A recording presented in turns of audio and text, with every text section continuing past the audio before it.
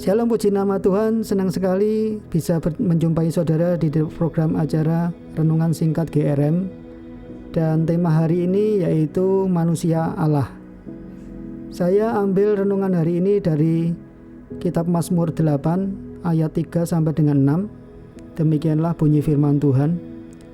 Jika aku melihat langitmu, buatan jarimu, bulan dan bintang-bintang yang kau tempatkan, apakah manusia sehingga engkau mengingatnya?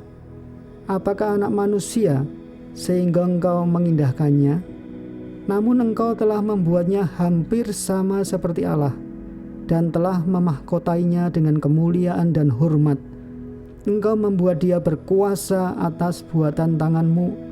Segala-galanya telah kau letakkan di bawah kakinya.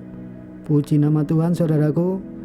Kita lihat dari kitab Pemazmur ini, saudara, dikatakan bahwa sebetulnya manusia itu adalah ciptaan yang sangat istimewa kalau dibandingkan dengan ciptaan Tuhan lainnya seperti pohon, binatang, langit, bulan, dan bintang, saudara.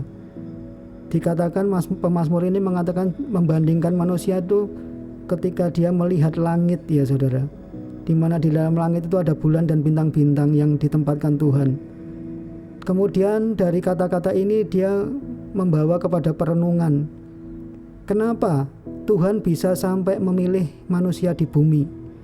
Tuhan yang ada di surga sampai mau turun ke bumi untuk memberikan manusia penghargaan yang begitu tinggi, saudara. Itulah adalah kasih Allah yang ajaib, saudara. Dikatakan di sini bahkan manusia itu diciptakan hampir sama seperti Allah. Hampir sama seperti Allah ini bukan berarti kita menyerupai wujud Allah, saudara. Tetapi hampir sama seperti Allah ini mengacu pada bahasa aslinya, yaitu memiliki kekuasaan untuk memerintah. Dikatakan dalam bahasa Ibrani yaitu masal, saudara. Artinya memiliki kekuasaan untuk memerintah. Puji Tuhan, saudara. Inilah yang membedakan manusia dengan ciptaan lainnya. Binatang tidak punya kuasa untuk memerintah, saudara. Demikian juga pohon, tumbuh-tumbuhan, bintang, bulan itu tidak punya kuasa untuk memerintah. Tetapi manusia yang diciptakan hampir sama seperti Allah itu mempunyai kuasa untuk memerintah, saudara. Kalau kita punya kuasa untuk memerintah, apa yang perlu kita khawatirkan, saudara? Kalaupun misalnya kita ada musuh, saudara, musuh yang tidak terlihat yaitu iblis, saudara, kita punya kuasa untuk menahan serangan musuh yaitu iblis kita, saudara.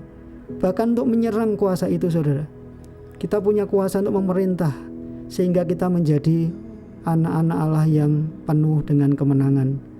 Oleh sebab itu, saudara, gunakan kuasa itu dengan anugerah Allah. Maka dalam kehidupan ini saudara akan melihat bagaimana luar biasanya Tuhan dalam kehidupan kita.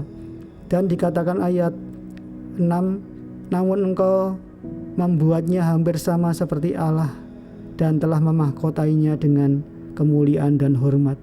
Manusia tidak hanya diciptakan istimewa, tetapi juga dimahkotai Tuhan dengan kemuliaan dan hormat. Puji nama Tuhan.